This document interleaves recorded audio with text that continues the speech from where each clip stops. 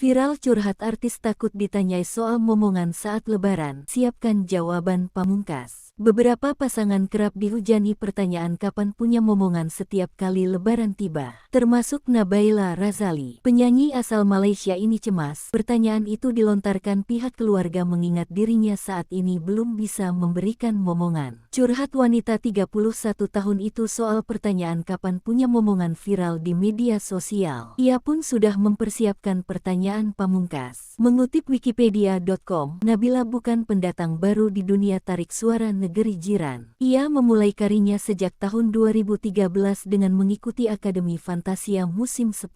Lagu single pertamanya, Katakan Saja, mendapat sambutan dari publik. Wanita kelahiran tanggal 13 November tahun 1992 ini juga dikenal sebagai artis peran. Dia memulai kariernya menjadi pemeran dalam Bibik Aku Nak Kawin 2013 dan Ustaz Baru Nak Start 2016. Baru-baru ini, namanya jadi sorot perhatian setelah curhatannya viral di media sosial. Ia merasa bingung bagaimana nanti harus bersikap di depan keluarga suaminya. Mengutip tribunmedan.com, Nabila rupanya was-was jika ditanya soal momongan. Seperti diketahui, Nabila yang menikah pada November tahun 2023 lalu hingga kini belum dikaruniai momongan. Namun meski begitu, Nabila mengaku sudah menyiapkan jawaban Pamungkas. Artis 31 tahun ini akan menjawab perihal momongan adalah takdir sang kuasa. Meski begitu, Nabila dan suami tak henti-hentinya untuk berusaha. Namun Nabila tak mau terlalu stres memikirkan momongan.